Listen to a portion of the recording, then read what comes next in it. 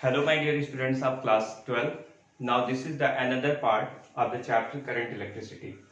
And in this part I am going to discuss one of the best important topic called Wheatstone bridge.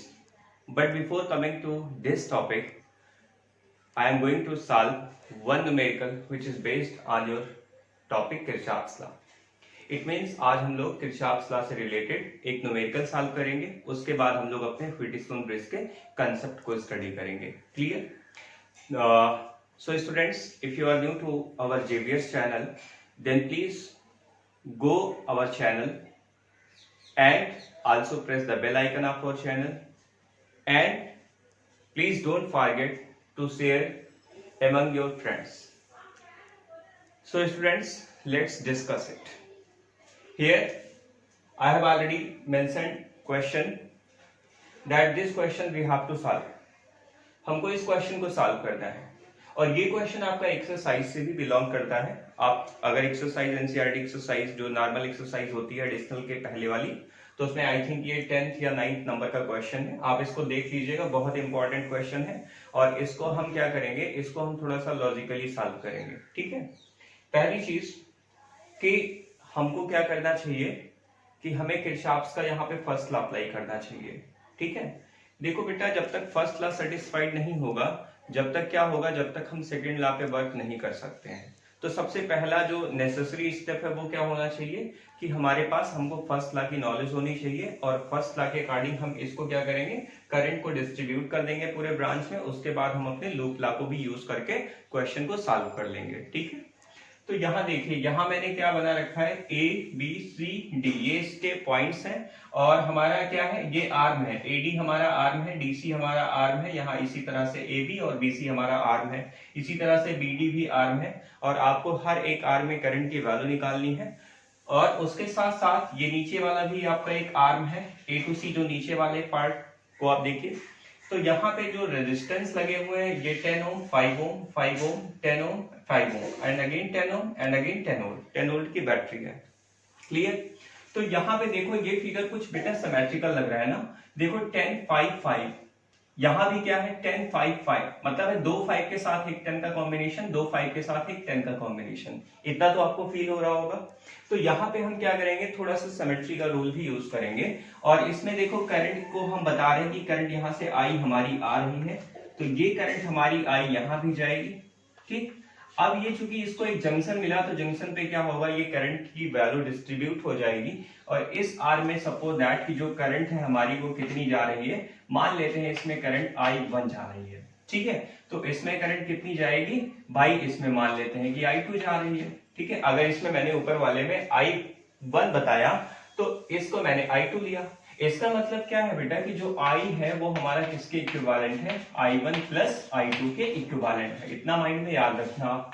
ठीक है, ताकि कोई confusion ना हो, क्योंकि I भी तो डिस्ट्रीब्यूट हुआ है किसमें, I1 और I2 में. और हमने क्या बताया था, जितनी अमाउंट ऑफ करंट जंक्शन पे एंटर करती है उतनी ही अमाउंट ऑफ करंट जंक्शन से बाहर लीक करती है. यही फर्स्ट लॉ है हमारा. अब इसके बाद यहाँ I1 जा रहा है, तो ध्यान से देखो, चूंकि ये देखो, चूंकि फिगर सिमेट्रिकल है, तो इस आर में 10 ओम है, इस आर में 10 ओम है, तो यहाँ करंट I1 है, तो यहाँ भी करंट कितनी होगी, I1 करंट होगी. ठीक है, चूंकि सिमेट्री की प्रॉपर्टी हम लगा रहे हैं. तो यहाँ I2 में 5 ओम रेजिस्टेंस में I2 है, तो यहाँ भी कितनी करंट होगी, I2 होगी. ठीक, अब इस आर में सोचने वाली बात है भाई, I1 जा रहा था, I2 इधर चला गया, तो बीच वाले ब्रांच में कितनी करंट आएगी, आपको भी पता है sir, I1 minus I2 current आएगी. कोई दिक्कत भाई, I2 इधर चला गया तो I1 में से I2 चला गया, तो I1 माइनस I2 ही तो बचा. अब ये जब जंक्शन पे आएगा, ये आएगा, तो ये दोनों मिक्स होंगे और I2, अब देखो I2 से I2 क्या होगा, कैंसिल हो जाएगा. I1 इस ब्रांच में, तो I1 इस ब्रांच में जा रही है, कोई प्रॉब्लम नहीं है, है ना. तो ये आपको क्या मतलब है कि करंट डिस्ट्रीब्यूशन का रूल पता चला. अब ये देखो, I2 इधर आ रहा है, I1 इधर आ रहा है, तो इधर कितना आएगा, इधर आएगा भैया I1 प्लस I2, जो कि I बन जाएगा. क्यों, क्योंकि यहाँ मैंने क्या लिखा, I1 plus I2 equal to I. तो हमारा ब्रांच का रूल तो फॉलो हो रहा है कि एक सिंगल ब्रांच में एक सिंगल करंट ही तो फ्लो हो रही है. ठीक है, चलिए अब हम क्या करते हैं, इसको हम किरचॉफ्स के सेकंड लॉ को अप्लाई करते हैं. तो यहाँ पे एक लूप मैं ये सेलेक्ट करूंगा और एक लूप मैं नीचे वाला सेलेक्ट करूंगा. उसका रीजन मैं आपको बता रहा हूं, मैंने नीचे वाला क्यों लिया, साइड वाला भी ले सकता था, लेकिन चूंकि दोनों फिगर सिमेट्रिकल है तो दोनों से रिजल्ट सेम आएगा और आप वहां से कोई कंक्लूजन नहीं निकाल पाएंगे, ठीक है। इसलिए आपको लूप ये सेलेक्ट करना है, दूसरा ये सेलेक्ट करना है, क्लियर। तो सबसे पहले हम क्या करते हैं, इन लूप नाम दे देते हैं, कौन सा loop, A B D A. तो मैंने यहां लिखा ए बी डी ए, ठीक है।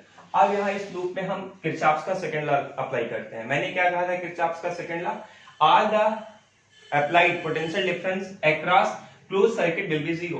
तो क्लोज सर्किट के अक्रॉस जितने भी पोटेंशियल ड्रॉप होंगे सबका सम क्या होगा, जीरो होगा। तो ए टू बी पे पहले गए तो यहाँ पे क्या होगा आपका, ए टू बी पे बताओ मुझे जरा भाई, ध्यान से देखो इस चीज को, ठीक है, थोड़ा सा कोई कंफ्यूजन नहीं होना चाहिए। तो यहाँ पे देखिए जैसे 10 है I1 है, तो यहाँ पे क्या होगा -10 इंटू I1। क्यों ऐसा मैंने लिखा, क्योंकि भाई पोटेंशियल ड्रॉप हो गया। अब B टू D आओ, तो B टू D आओगे तो पोटेंशियल ड्रॉप होगा -5, ब्रैकेट में क्या लिखोगे, I1 minus I2। Is there any confusion, there should be no confusion, clear. तो D टू A चलिए, अब करंट के अपोजिट जा रहे हो तो पोटेंशियल गेन होगा, जाहिर सी बात है पोटेंशियल गेन होगा। तो यहाँ पे हम क्या लिखेंगे भाई, +5 I2 इज इक्वल टू, इसका सम किसके बराबर होगा, 0 के बराबर होगा, ठीक है। तो अब इसको सॉल्व कर लो, 5 से पहली चीज तो डिवाइड कर दो, तो ये हो गया कितना, -2 टाइम्स I1 माइनस, अब इसको सिंपली ब्रैकेट ओपन कर दो तो -I1 और प्लस I2 हो गया, ठीक है। और यहां पे क्या होगा बेटा, +I2 होगा इज इक्वल टू 0 होगा, ठीक। अब यहां से 2I1 है, I1 है तो -3I1 और यहां पे क्या हो गया, +2I2 is equal to 0। This is our equation number first.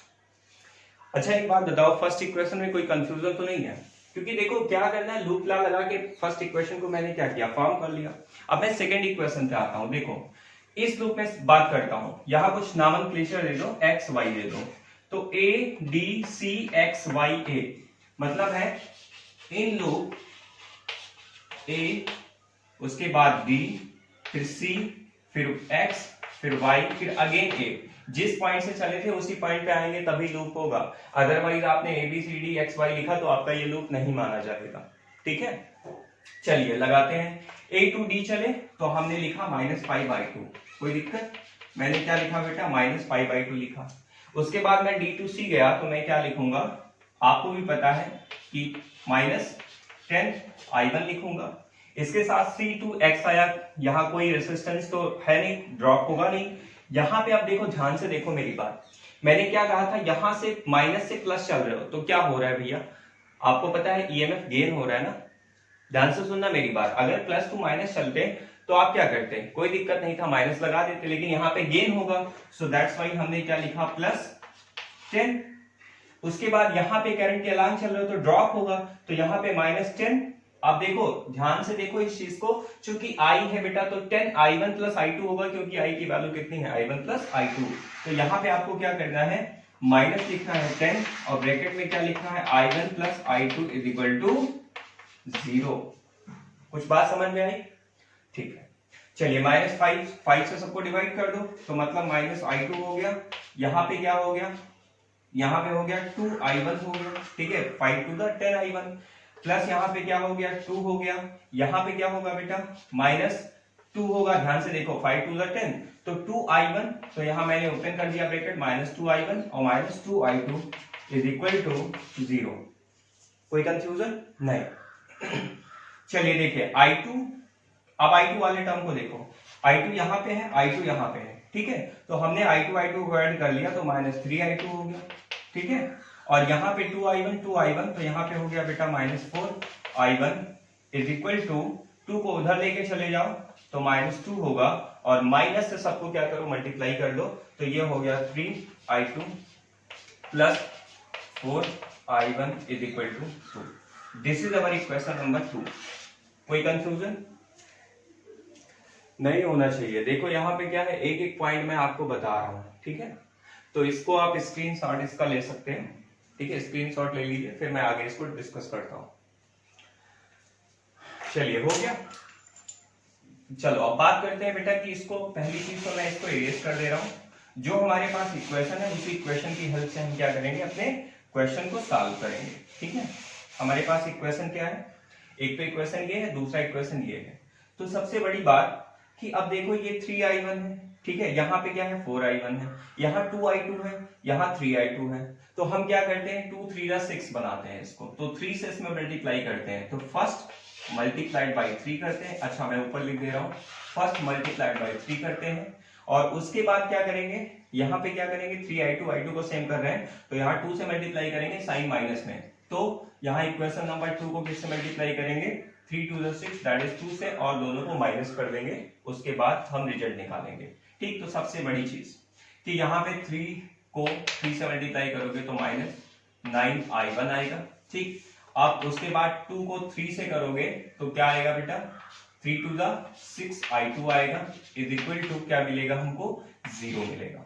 ठीक, अब इसको करो तो 3 2 6i2, तो यहाँ पे क्या करेंगे 6i2 लेंगे, उसके साथ 4 2 8, तो यहाँ पे क्या लिखेंगे प्लस 8i1 लिखेंगे, इज इक्वल टू, उसके बाद 2 2 कितना लिखेंगे बेटा 4 लिखेंगे। ठीक, तो इस इक्वेशन को मैं इरेज कर दे रहा हूं, अब इसका काम खत्म। ठीक है, ये दो इक्वेशन हमारे पास ये आ गया थर्ड, और ये इक्वेशन हमारे पास क्या आ गया 4 आ गया। अब इन दोनों को आप क्या करिए ऐड कर दीजिए, सॉरी माइनस कर दीजिए, क्योंकि बीच में माइनस लगा होगा, तो यहाँ माइनस करेंगे तो यहाँ भी माइनस होगा, यहाँ भी माइनस होगा, और ये क्या होगा आपको भी पता है 6 से 6 कट जाएगा, और माइनस माइनस 9 दैट इज 17, आपको भी पता है 17i1 इज इक्वल टू क्या होगा -4, और माइनस से माइनस कैंसिल हो जाएगा, यहाँ भी माइनस है, तो ये i1 की वैल्यू कितनी हो जाएगी बेटा 4/17 एम्पियर आ जाएगा। ठीक है, there should be no confusion, very easy question. देखो सिमेट्रिकल रूल पता है, सिमेट्री नहीं होता तो भी इसको सॉल्व कर सकते थे। आप 3 इक्वेशन बनाते, मैंने 3 इक्वेशन नहीं बनाया क्योंकि हमें 2 से कन्वीनियंट होता है। ठीक है, आप 3 इक्वेशन बना के भी इसको सॉल्व कर सकते थे। अब अगर i1 आ गया तो एक बात बताओ, किसी भी इक्वेशन में वैल्यू पुट कर दो, इसमें पुट कर दो, आ जाएगा आंसर।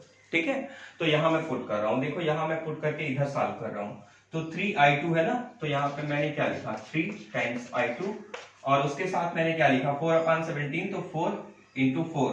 ठीक है, तो यहाँ पे plus 4 into 4/17 is equal to कितना है बेटा, यहाँ पे कितना है आप देखो, ये 2 लिखा हुआ तो यहाँ पे 2 लिख दो, तो ये हो गया 3i2 इज इक्वल टू कितना हो गया बेटा 4 4 जा 16/17, तो ये हो गया 2 माइनस 16 ध्यान से देखो मेरी बात सुनो, 16/4 4 जा 16 है, ध्यान से सुनना 16/17।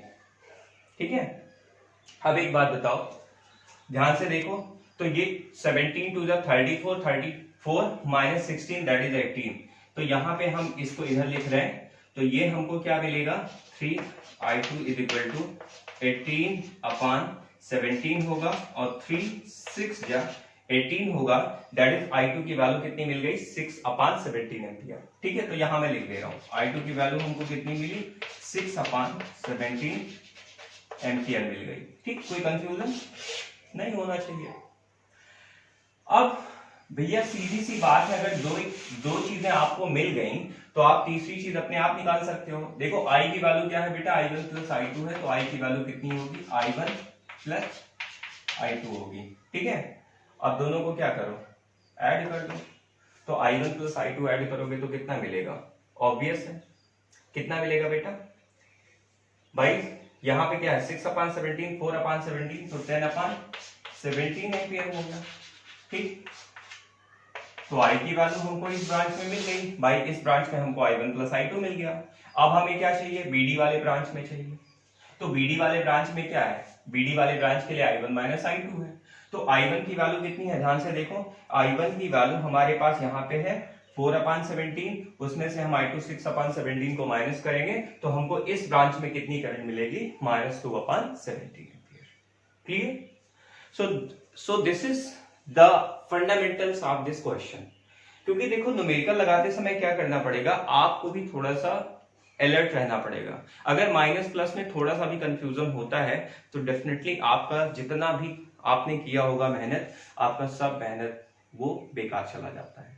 ठीक है, तो देखो लॉजिक आप लगाइए कैलकुलेशन करते समय, माइनस प्लस का ध्यान रखिए, बाकी आंसर आपका 100% श्योरिटी के साथ मैं कहता हूं आएगा। ठीक है, सो this is all about your this question. ठीक, चलिए अपने नेक्स्ट टॉपिक को समझते हैं, व्हीटस्टोन ब्रिज। ठीक है, क्वेश्चन तो हम आप लोगों ने उसका फंडा समझ लिया होगा कि क्या है, तो अब हम व्हीटस्टोन ब्रिज को समझते हैं। तो सबसे पहले हम इसका यहाँ पे एक फिगर ड्रा कर रहे हैं। तो ये है हमारा फिगर, इसमें क्या है कि आपके 4 रेसिस्टेंस लगे हुए हैं और इसके बीच में क्या लगा हुआ है, एक अनदर रेसिस्टेंस, यहाँ पे गैलोमीटर लगा हुआ है। तो गैलोमीटर का अपना खुद का क्या होगा, रेसिस्टेंस होगा। इस तरह से ये यहाँ पे की लगी होगी और इसके साथ यहाँ पे क्या होगी, एक सोर्स लगा होगा और यहाँ पे एक अनदर की लगी होगी और इसको मैंने क्या क्या इससे ज्वाइन कर दिया। ठीक है, this is K1, this is K2। Clear, बात समझ रहे हो मेरी। इसके साथ साथ यहाँ पे क्या है, ये हमारा है P और ये है हमारा Q, ये है हमारा R, ये हमारा S। क्लियर, तो देखो क्या है बेटा कि व्हीटस्टोन ब्रिज क्या है, इसका नाम ब्रिज क्यों पड़ा। देखो सबसे बड़ी चीज कि यहाँ पे, एक मिनट जरा वेट करिएगा, यहाँ पे इसका नाम क्या पड़ा, इसका नाम ब्रिज क्यों पड़ा। तो जाहिर सी बात है कि आप क्या देख रहे हो कि ये हमारा क्या है, ये इस लाइन के इस तरफ 2 आर्म है, इस लाइन के इस तरफ 2 आर्म है। मतलब कहने का सेंस ये है कि अगर यहां से मुझे यहां जाना पड़ेगा तो ये वाली लाइन को क्रॉस करना पड़ेगा। ठीक है, तो इस तरह से ब्रिज में भी तो यही होता है, एक एंड से, एक बैंक से दूसरे बैंक पे अगर जाना है आपको तो क्या करना पड़ेगा, आपको उस ब्रिज को क्रॉस करना पड़ेगा। तो इसलिए इसका नाम क्या रखा गया, ब्रिज रखा गया। व्हीटस्टोन एक साइंटिस्ट थे, ब्रिटिश साइंटिस्ट थे, जिनके ऑनर में, क्योंकि उन्होंने इसको डिस्कवर किया था, so that's why on the behalf of our scientist the credit goes to the British scientist Wheatstone. ठीक है, हमारा जो क्रेडिट जाता है व्हीटस्टोन ब्रिज को जाता है। ठीक है, अब देखिए इसमें क्या है बेटा कि इसमें हमें बैलेंस कंडीशन निकालनी है, P/Q is equal to R/S। This is our balance condition. ठीक है, ये बैलेंस कंडीशन आपको व्हीटस्टोन ब्रिज की निकालनी है। तो यहाँ पे हमने पहले नॉमेनक्लेचर दे दिया A, B, C and D। Clear, अब यहां से क्या है, करंट हमारी क्या चल रही है, I चल रही है और ये डिस्ट्रीब्यूट हुई तो यहाँ पे क्या हो गया I1 और यहाँ पे क्या हो गया I2 हो गया। अब I1 करंट यहाँ पे जा रही है तो चूंकि यहाँ पे मान लो कि IG करंट आ रही है, भाई गैलोमीटर वाली करंट को IG मान लिया, तो यहाँ पे जो रिमेनिंग करंट होगी वो कितनी होगी, I1 माइनस IG होगी। ठीक है, अब इधर से जो करंट आ रही है IG और I2, इधर ये मिलके कितना जाएगी, I2 प्लस IG मिलके जाएगी और इसके साथ साथ जब ये यहाँ जंक्शन पे पहुंचेगी, ये जंक्शन पे पहुंचेगी तो दोनों मिक्स होंगी, IG से IG कैंसिल हो जाएगा, I1 प्लस I2 अगेन मिलके कितना हो जाएगा, I हो जाएगा। ठीक है, अब देखिए क्या है कि आपको अपने इस रूल को, इक्वेशन को सेटिस्फाई करना है। व्हीटस्टोन ब्रिज की हेल्प से एक्चुअली हम क्या करते हैं, एक दिए गए रेसिस्टेंस को दूसरे रेसिस्टेंस के टर्म में क्या करते हैं, एक्सप्रेस करते हैं। ठीक है, क्योंकि यहाँ पे चारों रेसिस्टेंस, ठीक है, इवन ये गैलोमीटर का भी अपना एक खुद का रेसिस्टेंस है। ठीक है, तो चलो सबसे पहले हम क्या करते हैं, एक लूप सेलेक्ट करते हैं और लूप हमारा ये है। ठीक है, दूसरा लूप हमारा ये। ठीक, अब ध्यान से सुनना मेरी बात, हम इक्वेशन बनाने जा रहे हैं। In loop A, B, D, A, A, B, D, A में बनाओ तो A to B जाओगे तो क्या लिखोगे, माइनस I1 इंटू IG। तो यहां पे लिखा, सॉरी, माइनस I1 इंटू यहाँ पे P लिखोगे, माइनस I1 इंटू P लिखोगे। उसके बाद B to D आओगे तो IG इंटू G लिखोगे। तो यहाँ माइनस IG इंटू मैंने क्या लिखा, G लिखा, गैलोमीटर का रेसिस्टेंस G मान लिया। अब D to A आए हम लोग तो करंट अपोजिट चल रहे तो गेन होगा, तो यहां प्लस लगा दिया और यहां लिखा I2 इंटू R लिखा। ठीक है, और यहां इसका सम कितना कर दिया, 0 कर दिया। कोई कंफ्यूजन, चलिए बहुत अच्छी बात। अब एक बात है यहाँ पे बेटा, क्या होता है कि ये कब होता है, जब हम इस की को प्रेस करते हैं तभी होगा, अदरवाइज करंट फ्लो नहीं होगी। तो ऑलरेडी ये मेंशन है कि केबल को हम प्रेस कर देते हैं तो करंट फ्लो होगा, तो ये डिस्ट्रीब्यूशन आपका होगा। ठीक है, अब यहाँ पे एक जॉकी लगा होता है जिसको यहाँ इधर उधर टच करा के एक बैलेंस पॉइंट सर्च कर लेते हैं, तो बैलेंस पॉइंट सर्च करने के बाद क्या होता है, इस गैल्वेनोमीटर में डिफ्लेक्शन 0 हो जाता है। और आपको पता है जी में डिफ्लेक्शन बेटा 0 तभी होगा जब बी और डी का पोटेंशियल सेम हो जाए, इसका मतलब है कोई करंट इस आर्म से फ्लो ना हो। ठीक है, बात समझ रहे हो मेरी? तो अगर कोई current B to D R में फ्लो नहीं होगा तो क्या होगा कि यहां पे IG की वैल्यू 0 हो जाएगी। तो यहां पे हम लिख सकते हैं since IG is equal to 0, ठीक है, बिकॉज यहां पे लिख दो because B and D having same potential, ठीक। तो इससे क्या होगा, ये 0 हो जाएगा, तो इक्वेशन को कन्वर्ट कर दो, तो ये हो जाएगा बेटा माइनस I1 इंटू पी और plus I2 into R is equal to क्या हो जाएगा 0। इसका मतलब है I1P is equal to I2 times R, ठीक है। तो यहां पे क्या लिख सकते हो, I1 upon I2 is equal to R upon P। This is our equation first. Clear? कोई कंफ्यूजन? चलिए, बहुत अच्छी बात है। अब बेटा क्या करते हैं, अब हम लोग एक अनदर लूप लेते हैं, ठीक है, एक अनदर लूप लेते हैं और उस लूप के करस्पॉन्डिंग इक्वेशन को बनाते हैं। देखो, एक लूप मैंने लिया बी सी डी बी, तो यहां मैं लिख रहा हूं इन लूप, ठीक है, कौन सा loop, B C D B, ठीक है। इस लूप में आ जाओ, तो बी टू सी चलो बेटा, तो क्या लिखोगे, बी टू सी चलोगे तो यहां पे I1 माइनस लगाओगे, पहली चीज I1 माइनस IG इंटू क्या लिखोगे, Q लिखोगे, ठीक है, यही तो लिखोगे। फिर C टू D पे आ जाओ, तो क्या लिखोगे, चूंकि गेन हो रहा है तो प्लस लगाओगे, और प्लस लगाने के बाद क्या लिखोगे, I2 प्लस IG, ध्यान से देखो इस चीज को, I2 plus IG into S, I2 plus IG, यहाँ पे 2 सही से लिख दीजिए, इंटू S, ठीक है। अब यहां पे अपोजिट चलो, फिर से गेन होगा, तो plus IG into G is equal to 0। अब इसमें भी वही कंडीशन, चूंकि बी और डी बैलेंस में है तो IG की वैल्यू कितनी होगी, 0, तो ये इक्वेशन IG सब जगह 0 पुट कर दो, तो ये हो जाएगा माइनस I1 इंटू क्यू, तो माइनस I1 इंटू क्यू, यहां पे क्या होगा बेटा, plus I2 into S, plus I2 into S is equal to 0, ठीक है। अब चलो, इतनी बात समझ में आ गई, तो मैं इसको इरेज कर रहा हूं, इसको भी मैं इरेज कर रहा हूं, यहां से मैं क्या करता हूं, इसको सॉल्व करता हूं, तो I1 into Q is equal to क्या होगा, I2 इंटू एस, यही हो जाएगा। अब यहां से I1 अपान I2 की वैल्यू अगर निकालोगे तो क्या आएगा, S upon Q. This is our equation number 2। अब चूंकि I1 I2 बराबर है, तो फ्रॉम फर्स्ट एंड सेकंड क्या लिख सकते हो, यहां पे फ्रॉम फर्स्ट एंड सेकंड भैया क्या लिख सकते हैं आप लोग, LHS इक्वल है तो RHS इक्वल होगा, from first and second, clear. तो ये लिख सकते हैं R upon P is equal to S upon Q, clear, ठीक है। अब क्या करना है, एक बात बताओ, Q को इधर ले आओ, तो ये लिख सकते हैं Q upon P is equal to S upon R, तो इसको रिवर्स कर दो, तो ये हो गया P upon Q is equal to R upon. So this is your solution. तो देखो, किरचॉफ्स का क्या है बेटा, किरचॉफ्स का यही है कि अगर जहां पे भी हमारा, ठीक है, ये पॉइंट अगर बैलेंस में हो जाता है तो हमें जो बैलेंस कंडीशन मिलती है वो P upon Q is equal to R upon S मिलता है। अब हम इस बैलेंस कंडीशन पे अपने कई सारे न्यूमेरिकल सॉल्व कर लेंगे, ठीक है। तो नेक्स्ट जो लेक्चर होगा मेरा, उसमें हम कुछ न्यूमेरिकल्स जो है इस क्लास से बेस्ड डिस्कस करेंगे, ठीक है। सो this is all about your Kirchhoff's numerical and Wheatstone bridge. So thank you students.